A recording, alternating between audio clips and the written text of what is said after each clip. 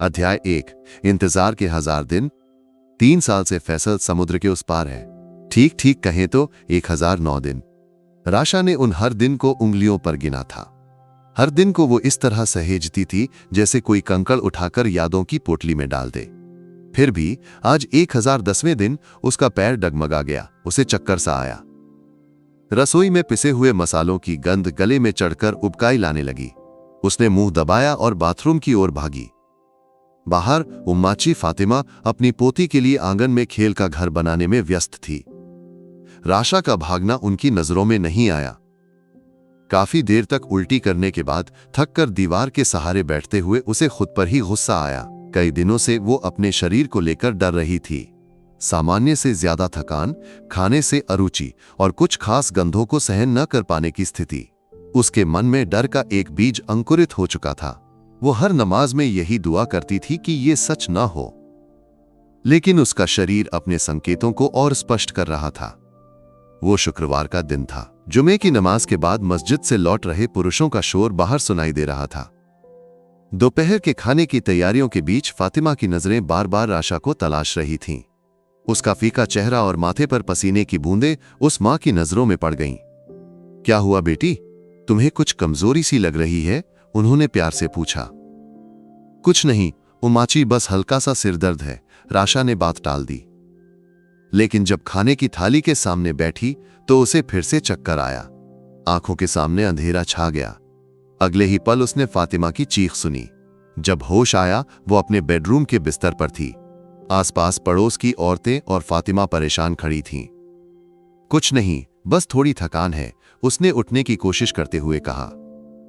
लेकिन भीड़ में मौजूद बुजुर्ग नबी सुम्मा ने उसकी नाड़ी टटोली। फिर फातिमा के कान में कुछ फुसफुसाया।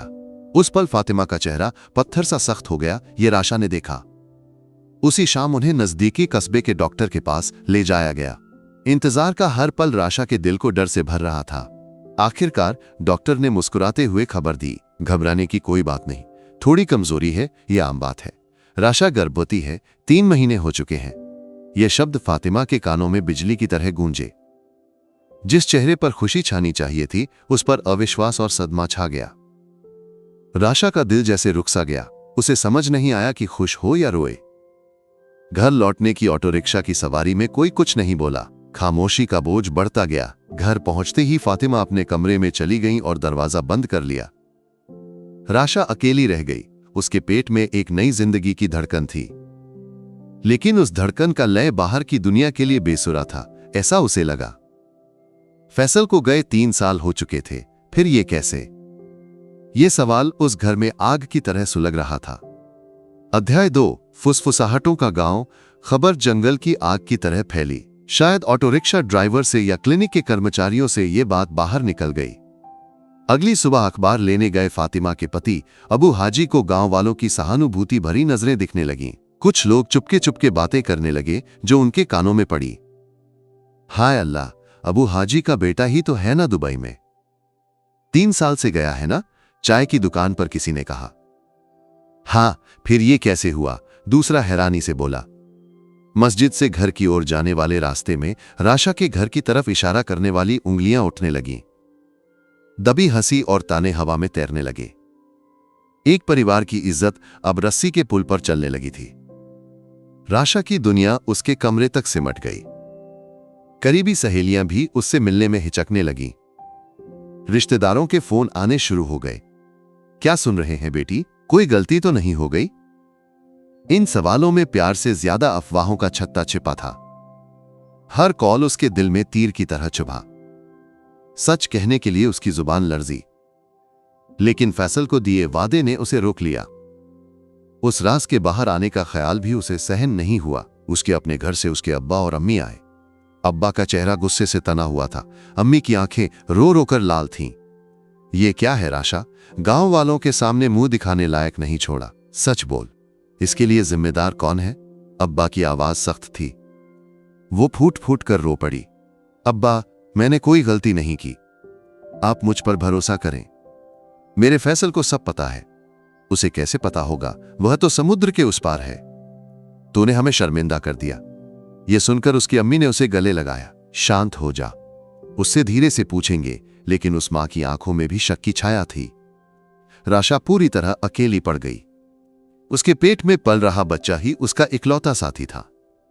रात की खामोशी में वो अपने पेट पर हाथ रखकर कहती, डर मत मेरे बच्चे, तेरे अब्बा आएंगे, हमें किसी को नहीं छोड़ेंगे। लेकिन उन शब्दों से उसका डर शांत नहीं हुआ, क्योंकि उसे नहीं पता था कि फैसल कैसे आएगा। अध्याय 3, कर्ज और एक आंसुओं की पुकार। यादें बाढ़ की तरह राशा के मन में उमड़ पड़ी। आज जो दर्द वो झेल रही थी, उसकी शुरुआत कहां थी? उसने याद करने की कोशिश की। फैसल के बड़े सपने थे, गांव में सभी की इज्जत कमाने वाला बिजनेसमैन बनना। उसी ख्वाहिश ने गल्फ इवेंट्स नाम से एक इवेंट मैनेजमेंट कंपनी शुरू करवाई। गांव के एक रसूखदार की बेटी की निकाह का पूरा कॉन्ट्रैक्ट उन्हें मिला। वो एक शुरुआत होने वाली थी, लेकिन सब कुछ हाथ से निकल गया। निकाह के दिन पंडाल में लगाया गया साउंड सिस्टम खराब हो गया। दावत में परोसे खाने में कुछ गड़बड़ हो गई और कई लोगों को पेट दर्द हुआ। कुल मिलाकर शर्मिंदगी और नुकसान। रसूखदार ने एक पैसा भी नहीं दिया, बल्कि हर जाना मांगा। पंडाल और खाने के लिए दिया गया सारा पैसा कर्ज था। फैसल के सिर पर लाखों का बोझ आ गया। कर्ज देने वाले घर में घुसने निकलने लगे। उनकी धमकियां और गालियां उस घर की शांति छीन ले गईं। उस शर्मिंदगी और कर्ज से उबरने के लिए ही वो गल्फ के लिए रवाना हुआ। हर महीने वो जो पैसा भेजता, वो कर्ज चुकाने और ब्याज देने के लिए कम पड़ जाता। वो उसे तसल्ली देता कि एक दिन ये कर्ज खत्म होगा और वो गर्व से गांव लौटेगा। लेकिन 6 महीने पहले एक दिन सब कुछ टूट गया। ब्याज देने में देरी होने पर एक बड़ा कर्जदार घर आया और अबू हाजी और फातिमा को खूब अपमानित किया। ये देखकर राशा अपने कमरे में चली गई और दरवाजा बंद कर लिया। उस रात उसने फैसल को फोन किया। उसके शब्द कांप रहे थे, फैसल भाई, मैं ये सब बर्दाश्त नहीं कर पा रही। आज वे आए और अब्बा और उम्माची को बहुत बुरा भला कहा। हमारी वजह से उन्हें ये सब क्यों सुनना पड़ रहा है? मुझे डर लग रहा है, काश आप यहां होते। रेगिस्तान के उस तंग कमरे में बैठे फैसल का दिल टूट गया। अपनी प्रियतमा को रोते सुनकर भी कुछ न कर पाने की लाचारी ने उसे तोड़ दिया। उसकी आंखें भी भर आईं। कुछ देर की खामोशी के बाद दृढ़ आवाज में उसने कहा, रो मत राशा, मैं आऊंगा, तुम्हारे पास आऊंगा, चाहे कितनी भी कीमत चुकानी पड़े। उन शब्दों से उसे तसल्ली मिली। लेकिन कर्ज की विशाल दीवार को तोड़कर वो कैसे आएगा? उसे लगा कि यह बस एक खोखला वादा है। लेकिन उस फोन कॉल के एक हफ्ते बाद एक आधी रात को उसके कमरे की खिड़की पर एक ठक ठक की आवाज आई। पहले उसे लगा कि यह सपना है, फिर वही आवाज सुनाई दी। वो डरते हुए उठी और कांपते हाथों से खिड़की खोली। बाहर घना अंधेरा था। पेड़ों के बीच से छनकर आती हल्की चांदनी में एक साए जैसी आकृति दिखी। जब वह पास आई तो उसका चेहरा रोशनी में साफ हुआ। राशा स्तब्ध रह गई। फैसल। अध्याय 4, मां की खामोशी। वर्तमान में लौटते हुए राशा के सीने पर एक बोझ सा चढ़ गया। फैसल का आना और जाना एक सपने सा था, लेकिन उस सच को अब वो किसे यकीन दिलाए? फातिमा की खामोशी उसे सबसे ज्यादा दुख दे रही थी। उन्होंने उसे दोष नहीं दिया, लेकिन उनकी हर नजर में उपेक्षा की ठंडक थी। वे अब साथ में खाना नहीं खाती थीं, जरूरत पड़ने पर ही बात करती थीं। जो मां उसे कभी अपनी बेटी की तरह प्यार करती थी, वो अब एक अजनबी की तरह बर्ताव कर रही थी। एक रात जब राशा सोने की तैयारी कर रही थी, फातिमा उनके कमरे में आई। उनका चेहरा गंभीर था। राशा, बेटी, उन्होंने धीरे से पुकारा। वो उठकर बैठ गई। मुझे तुमसे एक बात पूछनी है। डरना नहीं, सच बोलना। राशा का दिल जैसे रुक सा गया। इस बच्चे का जिम्मेदार कौन है? उन्होंने सीधे मुद्दे पर आते हुए कहा, तू मेरे बेटे की बीवी है। इस परिवार की इज्जत अब तेरे हाथ में है। अगर कोई गलती हो गई तो अभी बता दे, हम कोई रास्ता निकाल लेंगे, वरना कल गांव वालों के सामने हमें सिर झुकाना पड़ेगा। राशा को सांस लेना मुश्किल हो रहा था। उसकी आंखें भर आईं। उम्माची, मुझ पर शक मत करो, मैंने कोई गलती नहीं की। ये फैसल भाई का बच्चा है। अल्लाह की कसम, ये सच है। फातिमा के चेहरे पर तिरस्कार भरी हंसी उभरी। वो 3 साल से यहां नहीं है। राशा, फिर कैसे? क्या तू मुझे मूर्ख समझती है? नहीं उम्माची, वो आए थे, वो कहने लगी, लेकिन बात अधूरी छोड़ दी। फैसल को दिया वादा उसकी जुबान को बांध रहा था। आए थे? कब? हम सबको बिना बताए वो तुझसे मिलने चुपके से आया। ये कैसी कहानी सुना रही है तू? राशा के पास कोई जवाब नहीं था। वो बस सिर झुकाकर बैठी रही। फातिमा उठ खड़ी हुई। जाने से पहले उन्होंने कहा, कल सुबह होने पर मैं तेरे अब्बा को बुलाकर सब बता दूंगी। या तो तू सच बोल या फिर वे तुझे ले जाएं। इस अपमान को सहकर इस घर में रहना मेरे बस की बात नहीं। दरवाजा जोर से बंद करके वो बाहर चली गईं। उस कमरे के अंधेरे से भी बड़ा अंधेरा राशा के दिल में छा गया। वो पूरी तरह अकेली थी। पहली बार उसने चाहा कि सुबह कभी ना आए। अध्याय 5। प्रेम का आलम। फातिमा के जाने के बाद राशा थक कर बैठी रही। उस कमरे का अंधेरा उसे निगल रहा था। अकेलेपन की गहराइयों में डूबते हुए उसकी यादें 6 महीने पीछे चली गईं। उस रात की ओर जब उम्मीद की चांदनी बिखरी थी। उस रात फैसल के आंसुओं से भरे फोन कॉल के बाद दिन धीरे धीरे बीत रहे थे। एक रात बारिश थम चुकी थी। खिड़की से ठंडी हवा अंदर आ रही थी। किसी आवाज से राशा चौंक कर उठी। पहले उसे लगा कि पिछवाड़े के आम के पेड़ से कोई आम गिरा होगा, लेकिन फिर खिड़की पर किसी की उंगलियों की हल्की ठक-ठक सुनाई दी। उसका दिल डर से धड़कने लगा। इस आधी रात को कौन? कोई कर्जदार तो नहीं? उसने सांस रोककर बिस्तर से उठी। कांपते हाथों से खिड़की का पल्ला धीरे से खोला। बाहर घना अंधेरा। पेड़ों के बीच से छनकर आती हल्की चांदनी में एक साए जैसी आकृति दिखी। जब वो पास आई और उसका चेहरा रोशनी में साफ हुआ तो राशा को अपनी आंखों पर यकीन नहीं हुआ। फैसल भाई। उसकी आवाज एक हल्की सिसकी बनकर निकली। खुशी, अविश्वास और डर का मिला जुला भाव उसे घेर गया। क्या यह सपना था या उसका वहम? शोर मत करना, उसने उंगली होंठ पर रखकर धीरे से कहा। दरवाजा खोल। राशा को जैसे होश आया। उसके पैरों में जान आई और वो रसोई की ओर भागी। बिना शोर किए उसने पिछले दरवाजे की सिटकनी खोली। दरवाजा खुलते ही फैसल अंदर आया और उसे बाहों में भर लिया। उसके सीने में मुंह छिपाकर राशा फूट फूट कर रो पड़ी। उसकी शर्ट में रेगिस्तान की गंध थी। उसकी धड़कन की आवाज वो सुन सकती थी। ये सच था, उसका फैसल आ गया था। कैसे पहुंचे यहां? उसने सिसकते हुए पूछा। मैंने कहा था ना कि मैं आऊंगा, उसने उसकी आंखों से आंसू पोंछते हुए कहा। तेरी सिसकियां सुनकर मुझे वहां रुकना मुमकिन नहीं था। कंपनी में उसने अपनी मां की तबीयत खराब होने का बहाना बनाकर कुछ दिन की छुट्टी ली थी। जितनी भी मामूली बचत थी उससे टिकट लिया। एयरपोर्ट से उसे लेने उसका सबसे भरोसेमंद दोस्त जमाल आया था। कर्जदारों को खबर न लगे इसलिए यह चुपके से आना हुआ। अगर वे जान गए तो उसे गांव में एक पल भी रहने नहीं देंगे। ये सब उसने एक सांस में बताया और राशा उसे हैरानी से देखती रही। उसके लिए इतना बड़ा जोखिम उठाने की बात सोचकर उसका दिल भर आया।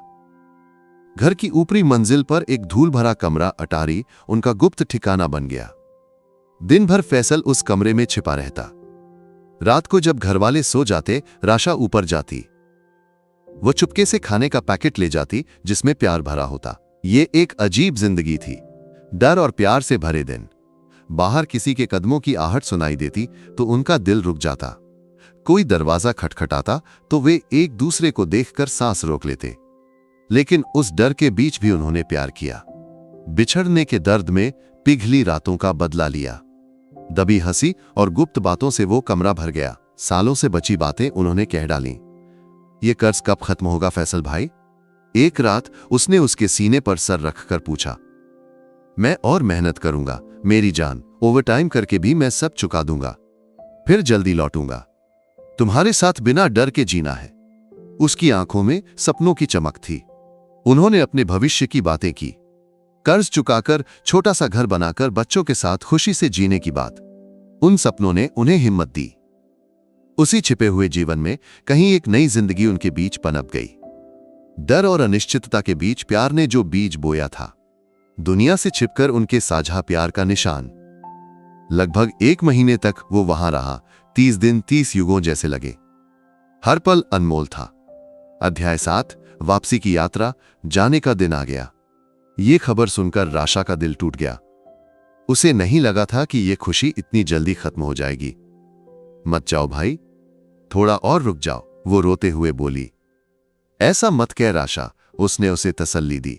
छुट्टी खत्म हो गई। अगर मैं नहीं गया तो ये नौकरी भी चली जाएगी। फिर हम कर्ज कैसे चुकाएंगे? उस रात जाने से पहले उसने राशा के हाथ थामे।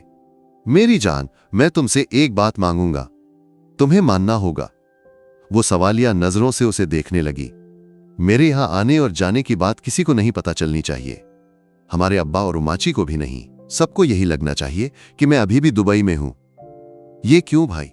उसे समझ नहीं आया। अगर कर्जदारों को पता चल गया कि मैं आया, छिप कर रहा और चुपके से चला गया तो क्या होगा? लोग मुझे कायर कहेंगे, कर्ज से डरकर भागने वाला कहेंगे। वो अपमान मैं सह नहीं सकता। इससे बेहतर है कि वे सोचें कि मैं यहां आया ही नहीं। मुझे वचन दे, तू ये राज किसी से नहीं कहेगी। उसके चेहरे पर असहायता देखकर वो विरोध नहीं कर सकी। आंसुओं के साथ उसने उसे वचन दिया। उसी रात आधी रात को जमाल फिर आया। किसी की नजरों से बचते हुए एक परछाई की तरह वो कार में बैठा और अंधेरे में गायब हो गया। राशा को ऐसा लगा जैसे उसके दिल का एक हिस्सा उखड़ गया। वो फिर अकेली रह गई। लेकिन इस बार उसके दिल में एक राज और पेट में एक नन्ही जान की धड़कन बाकी थी। अध्याय 8 वर्तमान की आग। यादों से राशा चौंक कर जागी। फातिमा की बातें उसके कानों में गूंज रही थीं। कल सुबह होते ही मैं तेरे अब्बा को फोन करके सब बता दूंगी। नहीं, राशा फैसला को दिया वचन नहीं तोड़ सकती थी। अगर ये राज खुल गया तो ये उसके प्रियतम के सम्मान को ठेस पहुंचाएगा। कर्जदारों से और मुश्किलें बढ़ेंगी। इससे बेहतर है कि वो ये अपमान अकेले सहे। उसका विश्वास था कि एक दिन फैसला खुद उसकी बेगुनाही को दुनिया के सामने लाएगा। उसी विश्वास के सहारे वो टिकी थी। वो उठी, मुंह धोया। शीशे में देखा तो एक ऐसी लड़की दिखी जिसकी आंखें रो रोकर धुंधली हो चुकी थीं और चेहरा फीका पड़ गया था। लेकिन उसके मन में एक फैसला पक्का था।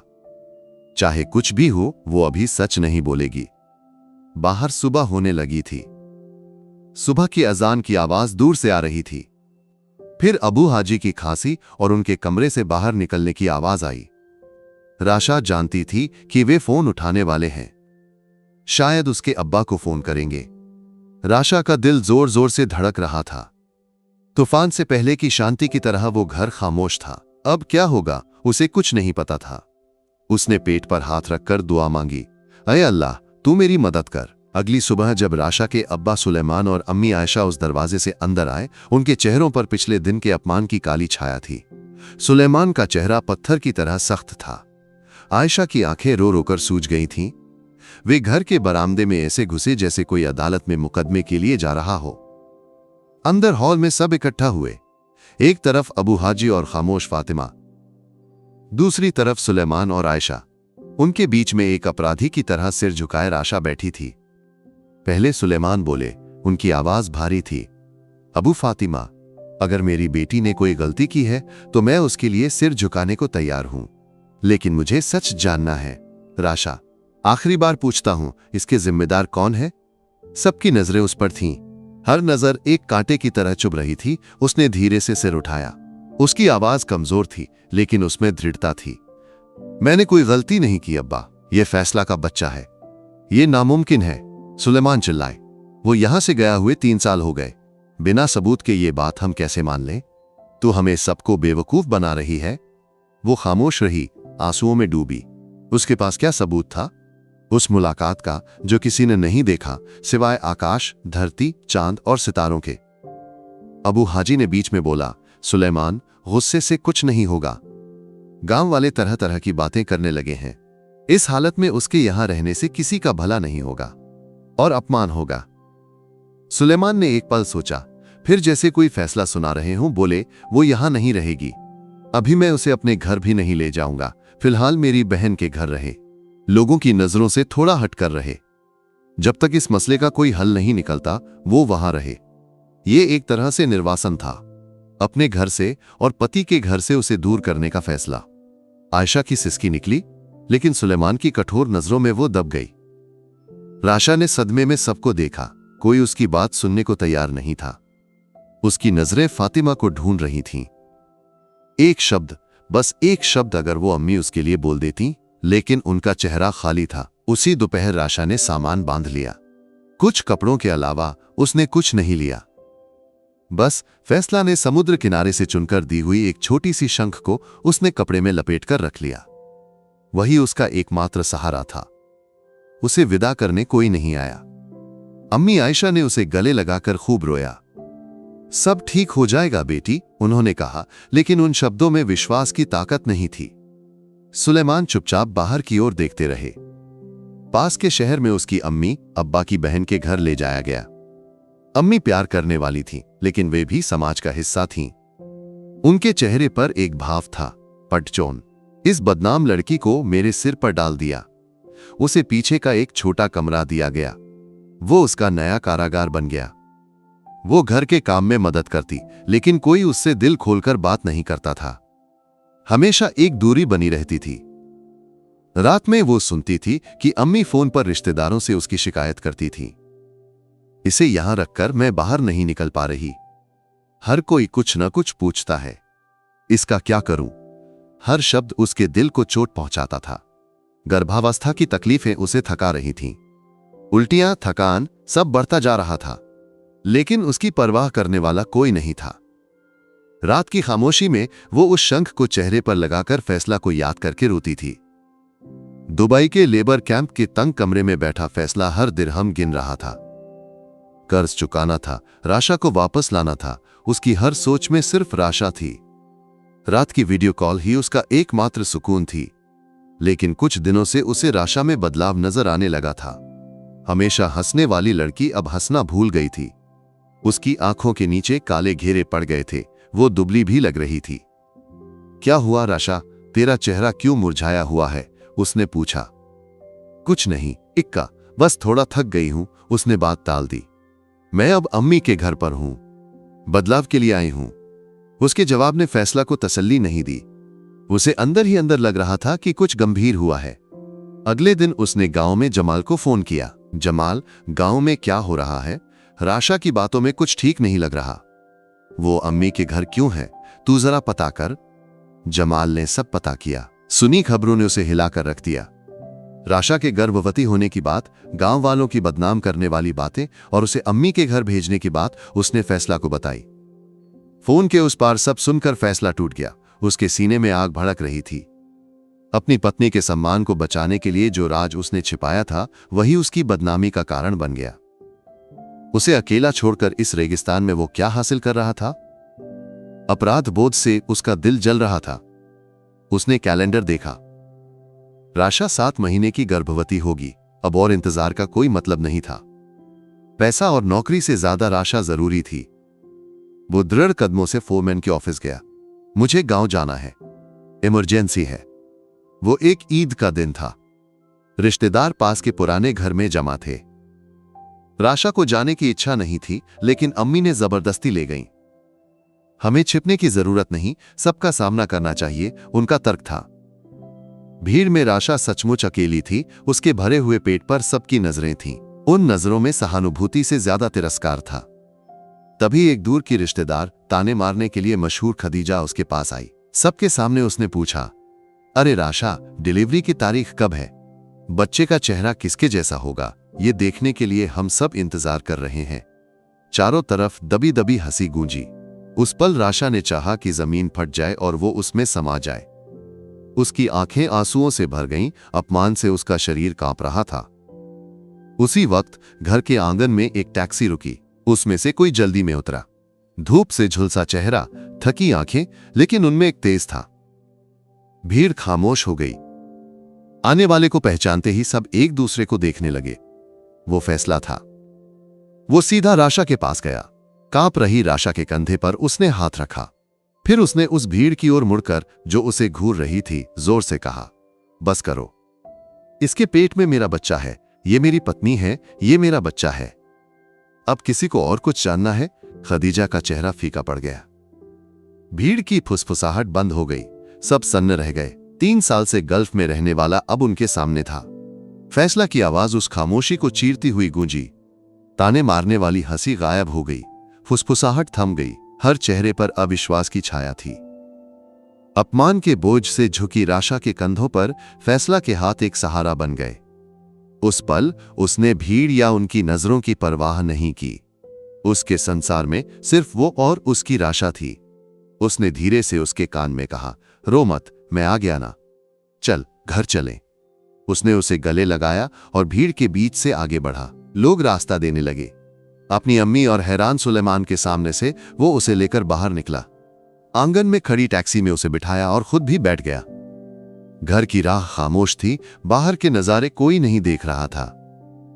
राशा के आंसू थमे नहीं थे, लेकिन अब वे अपमान के नहीं, राहत के आंसू थे। फैसला चुपचाप उसका हाथ थामे रहा। उस स्पर्श में सारी पीड़ा की दवा थी। जब वे घर के दरवाजे पर उतरे, अम्मी फातिमा दरवाजे पर ही थी। खबर जंगल की आग की तरह फैल चुकी थी। उनके चेहरे पर गुस्सा या नफरत नहीं, बल्कि एक सुन्नपन था। फैसला, तू कब आया? उनकी आवाज कांप रही थी। अपनी बीवी और बच्चे को घर लाने आया हूं अम्मी, उसने शांत लेकिन दृढ़ स्वर में कहा। फिर फातिमा और अबू हाजी को पार करते हुए राशा को लेकर वो उनके बेडरूम में चला गया। कमरे का दरवाजा बंद होते ही राशा का संयम टूट गया। उसने फैसला के सीने में मुंह छिपाकर फूट फूट कर रोया। महीनों से दबाए दुख एक बाढ़ की तरह बह निकले। वो उसे सांत्वना देता रहा, उसके बालों को सहलाता रहा। कुछ देर बाद राशा के अब्बा, अम्मी और अम्मी वहां पहुंचे। अबू हाजी और फातिमा पहले से वहां थे। हर चेहरे पर सवालों की लकीरें थीं। फैसला ने बोलना शुरू किया। उसने सब कुछ बताया। उसका इवेंट मैनेजमेंट बिजनेस टूटने की बात, लाखों का कर्ज, कर्जदारों का घर पर आकर धमकाना। वो एक रात रोते हुए मुझे फोन किया। बोली, यहां का अपमान सहना मुश्किल है। मुझे वो सुनकर रहा नहीं गया। वो रुका। फिर उसने वो चौंकाने वाला सच बताया। इसलिए मैं आया 7 महीने पहले, चुपके से।